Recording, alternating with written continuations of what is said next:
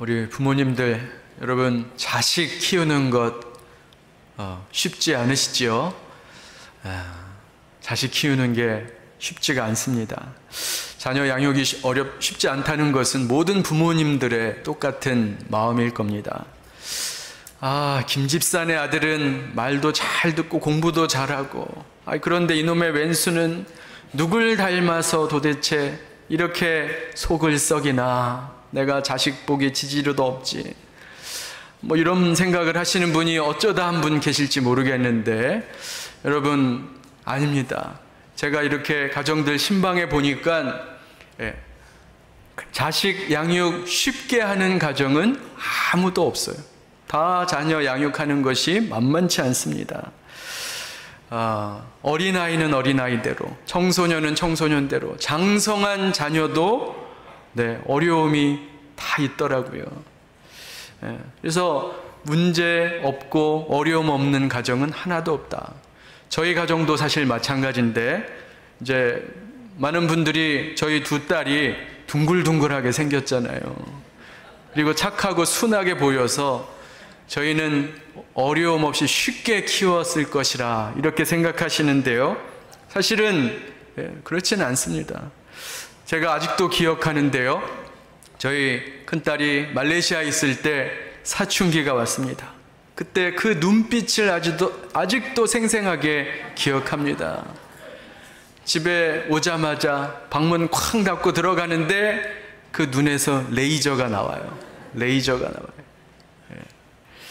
지금은 상상이 안 가실 거예요.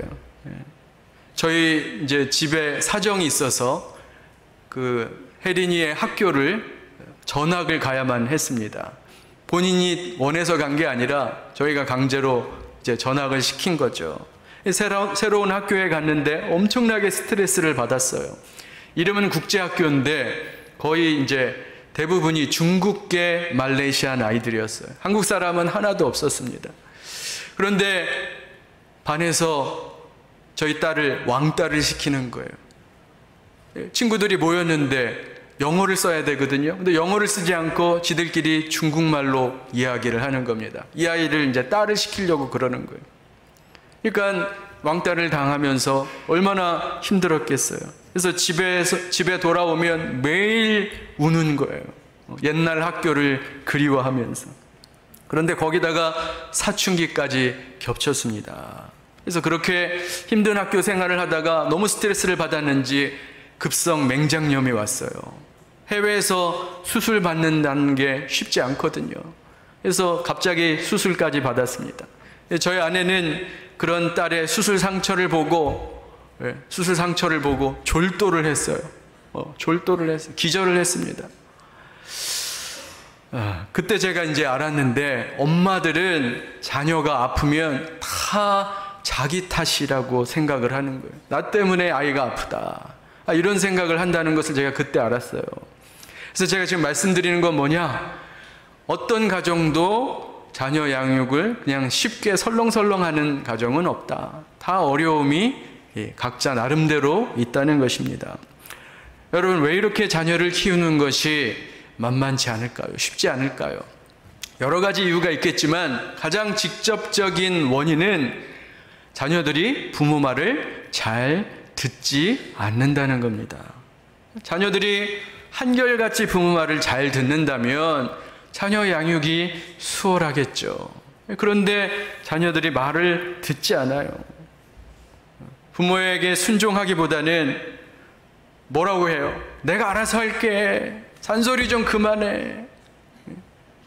그렇게 소리치면서 엄마 아빠에게 대들기도 하죠. 그런 이야기를 들을 때마다 여러분 많이 속상하시죠? 속상 안 하시나 보네요. 요즘 집마다 반려견들을 많이 키웁니다. 반려견들을 많이 키우죠. 여러분, 반려견들은 얼마나 말을 잘 듣습니까? 손 하면 손 내밀고, 기다려 하면 먹을 거를 앞에 두고도 기다리잖아요.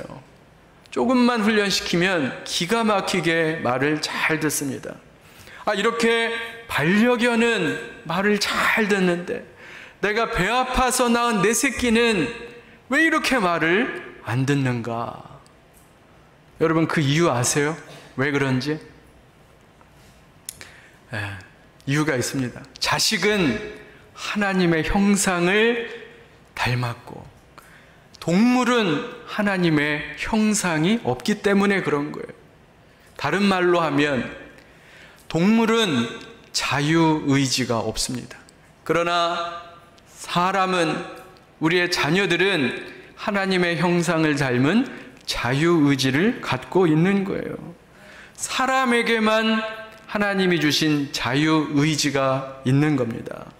만약에 하나님께서 사람을 창조하실 때 동물처럼 자유의지를 주시지 않았다면 하나님이 훨씬 더 편하셨을 거예요. 우리도 자식 키우는데 훨씬 편했을 겁니다.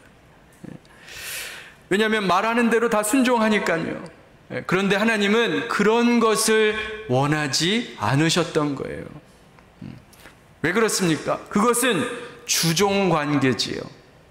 사랑의 관계가 아니기 때문에 그렇습니다. 내가 말하는 것 다 그대로 순종하고 그대로 행하는 것, 그건 주종 관계죠.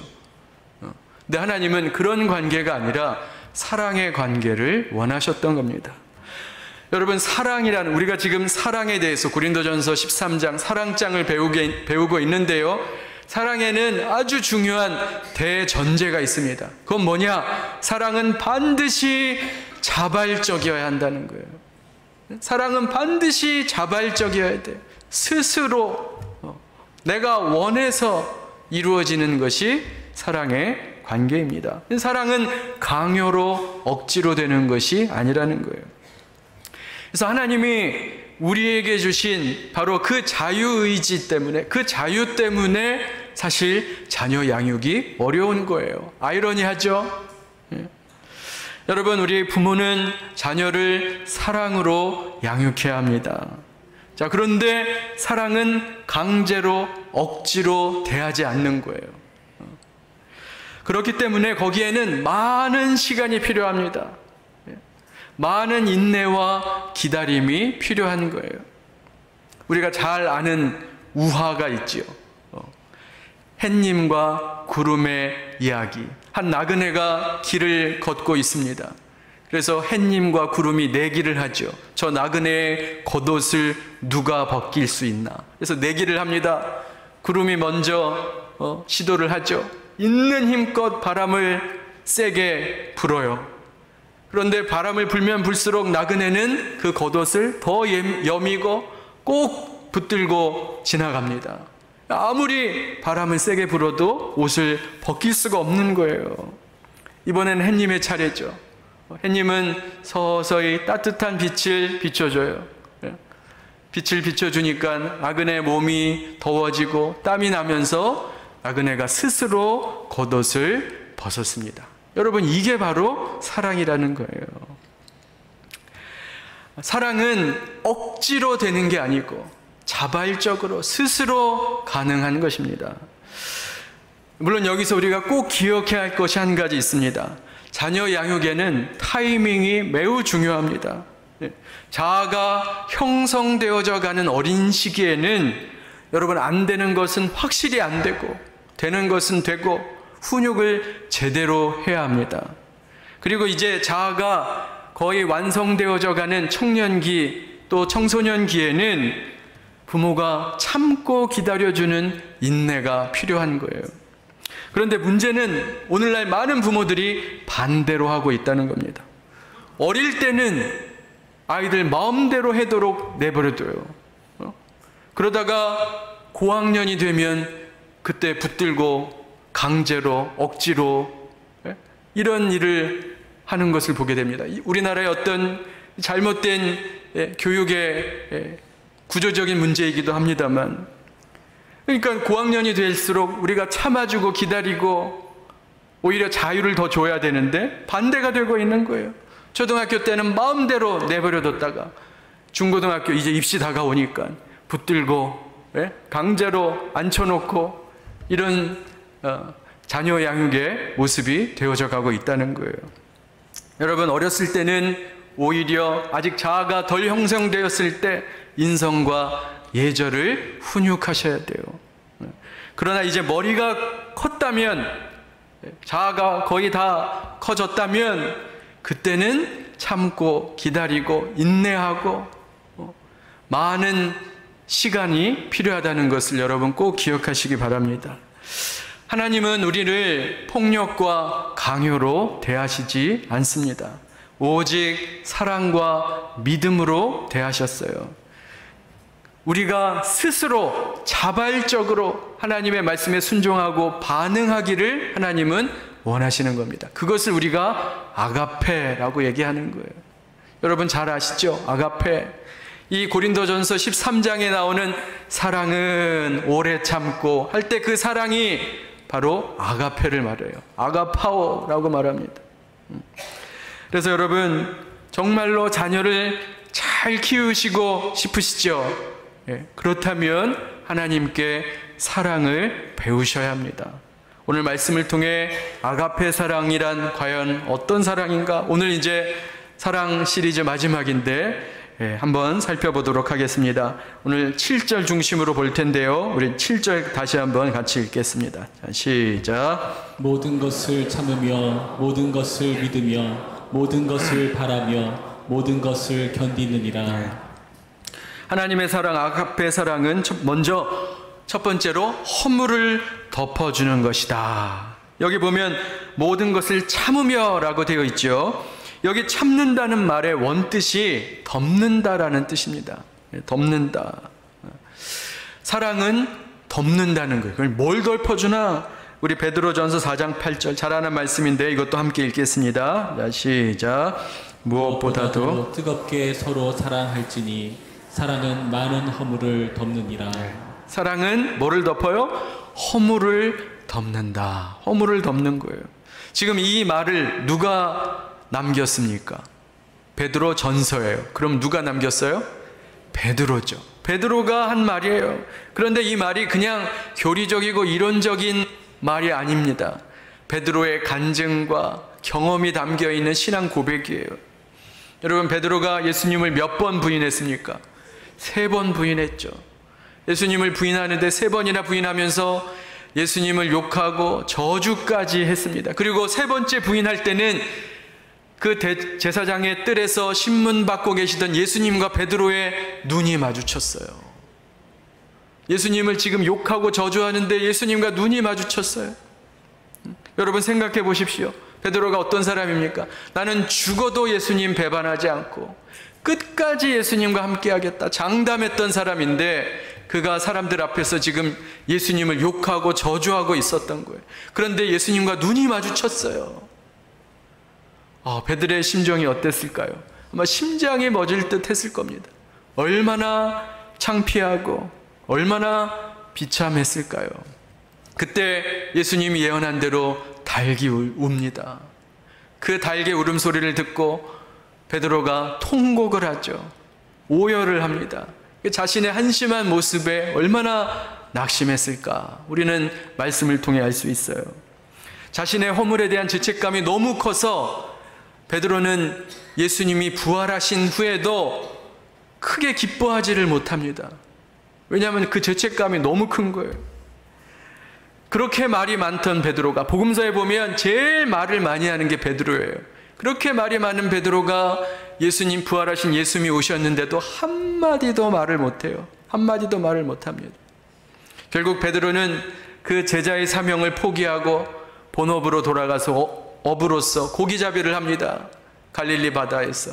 그때 예수님이 베드로를 찾아오시죠. 그리고 아침 식사를 준비하시면서 예수님이 말씀하시는데요, 그 베드로의 허물에 대해서는 한 말씀도 안 하세요. 야, 네가 어떻게 나를 그렇게 부인할 수 있느냐? 그 일에 대해서는 아무 말씀도 안 하시는 겁니다. 그냥 덮어주시는 거예요. 그 허물을 덮어주시는 겁니다. 그리고 예수님이 말씀하세요. 베드로야, 너는 여전히 나의 제자다.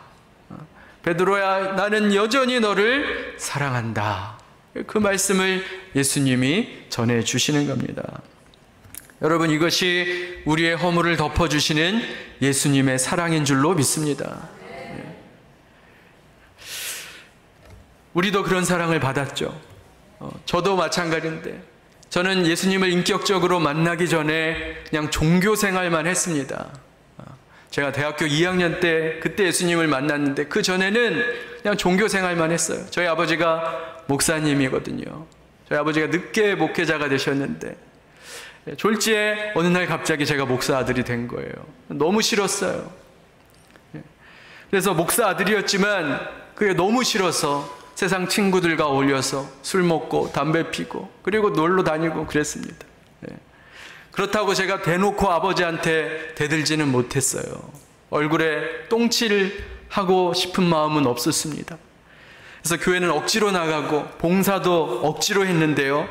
정말 지금은 말씀드리기도 창피하고 죄송한 일입니다만 어느 날 토요일 저녁에 친구들과 어울려서 또 술을 진탕 먹고 들어왔어요. 근데 다음날 주일이잖아요. 아침에 주일학교를 갔는데 그래서 공부하는 아이들이 이런 얘기를 하는 거예요. 선생님, 냄새나요. 냄새나요. 여러분도 잘 아시잖아요. 다 경험이 있으시죠. 술 먹고 담배 피면 냄새나잖아요. 술 먹고 담배 피고 집에 들어가면 얼마나 냄새가 날까요? 그런데 분명히 우리 부모님도 후각이 있으시고 냄새를 다 잘 맡으시는데 한 번도 저한테 그거에 대해서 뭐라고 말씀하신 적이 없는 거예요. 생각해 보니까 너는 목사 아들이 돼가지고 이게 뭐냐 라고 말씀하실 만도 한데 한 번도 저에게 그런 말씀을 하신 적이 없는 거예요. 그때는 제가 잘 몰랐어요. 그때는 잘 몰랐습니다. 그런데 이제서 깨닫는데 그게 제 허물을 그냥 덮어주셨구나. 이것을 제가 이제서 깨닫습니다. 만약에 목사 아들이 돼가지고 네가 이게 뭐냐 하고 저를 나무라고 그랬으면 제가 더 삐뚤어졌을 거예요. 그런데 제가 이렇게 목사가 돼서 이 자리에 섰습니다. 여러분, 자녀가 많이 부족해 보이시죠? 자녀가 많이 부족해 보여요. 마음에 안 드는 부분이 많습니다. 그렇지만 우리가 부모로서 그 자녀의 허물을 덮어야 합니다. 그게 사랑이에요. 주께서 우리의 허물을 덮어주셨기에 저와 여러분이 이 자리에 있는 줄로 믿습니다. 우리가 그것을 안다면 우리도 우리의 자녀의 허물을 덮어줘야 하는 거예요. 그게 사랑입니다. 둘째로 아가페 사랑은 어떤 사랑이냐? 믿고 바라는 것이다. 믿고 바라는 것이다. 여기 나오는 믿는다는 말은 어떤 의미냐? 어떤 상황에서도 낙심하지 않고 적극적으로 계속적으로 믿어주는 것을 말해요. 한 번 믿는 걸 말하는 게 아닙니다. 계속적으로 지속적으로 믿어주는 것을 말하는 거예요. 솔직히 우리가 부모로서 자녀를 볼 때 믿음이 안 갈 때가 많죠. 게을러 보이고 생각 없어 보이고 제가 도대체 이 험한 세상에서 제가 잘 살아갈 수 있을까? 이런 걱정과 염려가 되는 것이 솔직한 심정입니다. 저렇게 게을러가지고 놀기만 하고 PC 게임만 하고 거울만 쳐다보고 그런 모습을 볼 때 걱정과 염려가 되죠. 자, 근데 우리가 잊지 말아야 할 것은 뭐냐? 우리도 이전에 똑같았다는 거예요. 저와 여러분의 부모님이 똑같은 마음으로 우리를 보셨다는 겁니다. 여러분, 동서고금을 막론하고 모든 부모는 자녀를 볼 때 부족해 보이는 거예요. 모자라 보이는 겁니다. 하지만 지혜로운 부모라면 어떻게 합니까? 믿어주는 거예요. 믿어주는 거예요. 부족해 보이지만 믿어주는 겁니다. 지난번 설교 때 말씀드렸죠. 자식은 부모에게 화살의 전통과 같아서 과감하게 준비하고 쏴야 합니다. 쏴야 돼요. 그냥 내가 계속 붙들고 있으면 된다. 아니죠. 부족해도 믿어주고 소망을 갖고 쏴야 하는 것입니다. 그래야만 자녀가 성장할 수 있는 거예요. 여러분, 예수님이 12사도를 볼 때 얼마나 한심했을까요? 과연 저 인간들이 뭘 할 수 있을까? 저 사람들이 과연 이 땅에 영광스러운 교회를 세울 수 있을까? 얼마나 그런 생각이 많이 드셨을까요? 자, 그럼에도 불구하고 예수님은 제자들을 믿어주셨어요. 제자들을 믿어주셨습니다. 제자들을 통해 주님의 몸된 교회, 영광스러운 교회를 세우기 원하셨습니다. 요한복음 17장 말씀인데요. 예수님이 이제 십자가 지시기 전에, 제자들과 떠나기 전에 대제사장의 기도를 드리세요. 그 내용입니다. 우리 같이 한번 교독하겠습니다. 요한복음 17장 15절에서 19절입니다. 교독하겠습니다. 내가 비옵는 것은 그들을 세상에서 데려가시기를 위함이 아니요 다만 악에 빠지지 않게 보존하시기를 위함이니이다. 내가 세상에 속하지 아니함 같이 그들도 세상에 속하지 아니하였사옵나이다. 그들을 진리로 거룩하게 하옵소서. 아버지의 말씀은 진리니이다. 아버지께서 나를 세상에 보내신 것 같이 나도 그들을 세상에 보내었고 다 같이요. 또 그들을 위하여 내가 나를 거룩하게 하오니 이는 그들도 진리로 거룩함을 얻게 하려 함이니이다. 예수님이 십자가를 지시기 전에 제자들을 위해서 기도하신 내용이에요. 부족하고 못난 제자들을 세상에 보내시겠다는 겁니다. 세상에 보내시겠다는 거예요. 그리고 그 제자들을 통해 영광스러운 주의 교회를 세우겠다. 이렇게 하나님 앞에 성부 하나님께 기도하는 내용이에요. 여러분, 자녀를 믿어줘야 합니다. 부족해 보여도, 연약해 보여도. 자녀가 믿을만 해서 믿는 게 아니에요. 여기 보면 모든 것을 믿으며 이 말 속에는 어떤 의미가 담겨 있느냐? 하나님에 대한 믿음이 기초에 깔려 있는 거예요.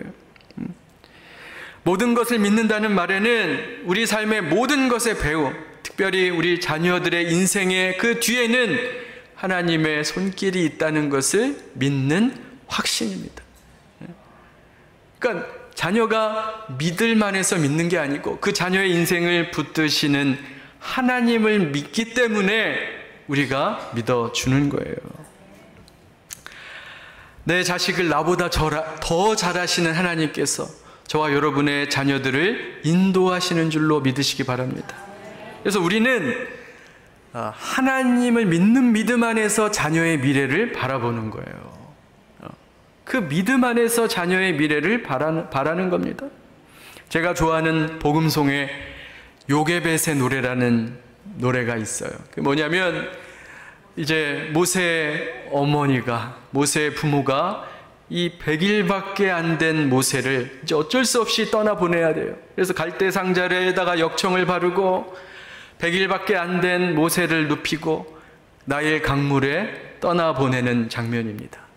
그 장면이에요. 그러면서 노래를 부르는데 가사의 내용이 이런 겁니다. 제가 읽어드릴게요. 너의 삶의 참주인, 너의 참 부모이신 하나님 그 손에 너의 삶을 맡긴다. 너의 삶의 참주인, 너를 이끄시는 주 하나님 그 손에 너의 삶을 드린다. 그러니까 자녀를 하나님 손에 맡기는 거예요. 그러니까 모든 것을 믿으며 라는 것은, 우리가 자녀를 믿어줘야 하는 이유는 하나님에 대한 믿음 때문입니다. 여러분, 지금 당장 자녀가 믿음직스럽지 않더라도 내 자식을 붙들고 계신 하나님의 손길을 바라보시기 바랍니다. 그래서 모든 것을 믿으며 모든 것을 바라는 그런 복된 부모 되시기를 주님의 이름으로 축원합니다. 셋째로, 아가페 사랑은 오래 견뎌주는 거예요. 모든 것을 견디느니라. 여기 견딘다는 말은 고난이라는 것을 전제하죠. 그렇죠? 고난 속에서 잘 견디고 버틴다는 것을 의미하는 거예요. 여러분, 부모로서 자식을 믿어줬어요. 믿어줬어요. 그런데 그 자식이 그 믿음에 부합하지 못하는 겁니다. 믿어줬는데 부합하지 못하는 거예요. 부모를 실망시키고 낙심시키게 됩니다. 그때 여러분 어떻게 해야 할까요? 자녀가 그 믿음을 저버렸어요. 그럼 어떻게 하셔야 돼요? 그래, 믿은 내가 바보지. 내가 뭘 기대하겠어. 이렇게 하지 말라는 겁니다. 사랑은 모든 것을 견딘다. 그것이 아가페 사랑이에요. 여러분, 조금만 견디는 것은 견디는 게 아니에요. 조금만 믿어주는 것은 믿음이 아니죠. 믿어주되 끝까지 믿어줘야 됩니다. 왜 그렇게 해야 되느냐? 하나님이 우리에 대해서 그렇게 하셨기 때문에 그런 거예요. 그래서 사랑은 믿어주되 끝까지 믿어줘야 되고, 견디되 끝까지 견뎌야 합니다. 사사기 10장 13절에서 16절의 말씀 우리 같이 한번 교독하겠습니다.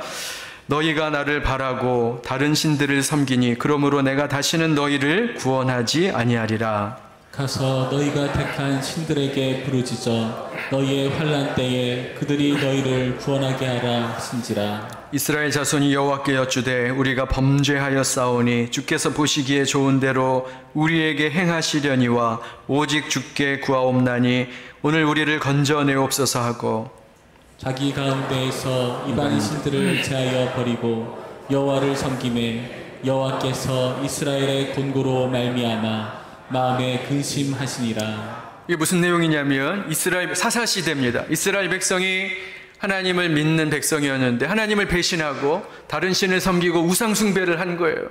근데 여러분, 우상 숭배는 멸망의 길이거든요.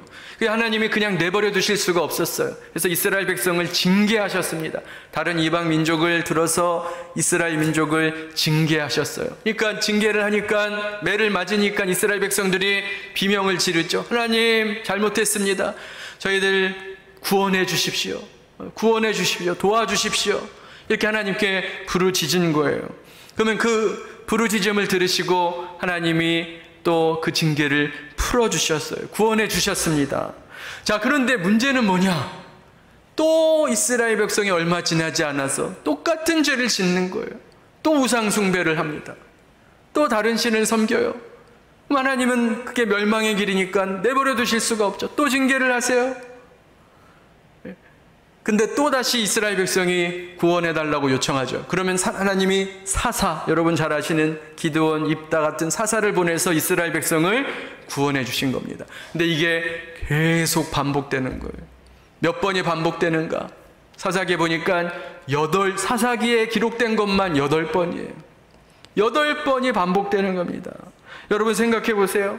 여러분의 자녀가 똑같은 잘못을 8번이나, 그것도 잔잔한 게 아니라 큰 잘못을 8번이나 반복한다고 생각해 보십시오. 얼마나 속이 터지겠어요. 자, 그런데 그런 일을 당한 거예요. 저 같으면, 제가 부모라면, 그런 자식이 그런 잘못을 반복한다면, 야, 이제는 도저히 못하겠다. 호적에서 파내야지. 이런 생각을 했을 겁니다. 자, 그런데 하나님이 뭐라 하시는가? 16절에 보니까 하나님이 마음에 근심하시니라. 이 이스라엘 백성들이 구원해달라고 또 부르짖는 거예요. 저 같으면 안 된다, 이제 끝이다, 그만이다 할 텐데 하나님이 마음에 근심하시니라. 결국은 하나님이 또 어떤 마음을 품으셨냐? 용서하시기로 마음을 잡수신 겁니다. 근데 그게 쉽지 않았다는 거예요. 근심한다는 것은 8번 배신당한 거잖아요. 그런데 또 속아준다는 것이 쉽겠습니까? 하나님이 마음에 고통이 있으셨던 겁니다.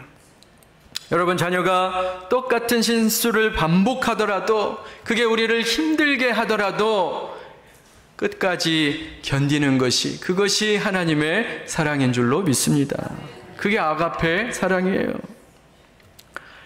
이제 말씀을 맺고자 합니다. 여러분, 자식 사랑 참 쉽지 않죠? 어렵습니다. 쉬운 일이 아니에요. 허물을 덮어주고 믿어주고 견딘다는 것 쉽지 않습니다. 우리의 성정과 본능에 부합하지 않아요. 굉장히 힘든 일입니다. 여러분, 우리 힘으로 안 되면 어떻게 해야 돼요? 우리 힘으로 안 되면 어떻게 해야 돼요? 기도해야죠. 여러분, 기도라는 게 뭡니까? 하나님, 제 힘으로 안 되니 하나님 좀 도와주십시오. 그게 기도입니다. 그래서 기도해야 되는 거예요. 여러분, 부모는 자식을 위해 기도할 수밖에 없는 겁니다. 여러분, 자식 키우는데 기도 안 하고 가능하시던가요? 저는 안 되는 것 같던데. 여러분, 자식을 강요와 폭력이 아닌 사랑으로 키우시기를 원하신다면 기도 없이는 절대 불가능합니다. 폭력과 매와 강요와 억압으로 한다면 가능하겠죠. 그러나 사랑으로 대하기 원한다면 기도 없이는 절대 불가능한 거예요. 누가복음 23장 28절에 예수님이 이렇게 말씀하셨어요. 같이 한번 읽겠습니다. 자, 시작. 예수께서 돌이켜 그들을 향하여 이르시되 예루살렘의 딸들아 나를 위하여 울지 말고 너희와 너희 자녀를 위하여 울라. 예수님도 말씀하셨어요. 너희 자녀들을 위해서 울라. 왜 울면서 기도해야 합니까?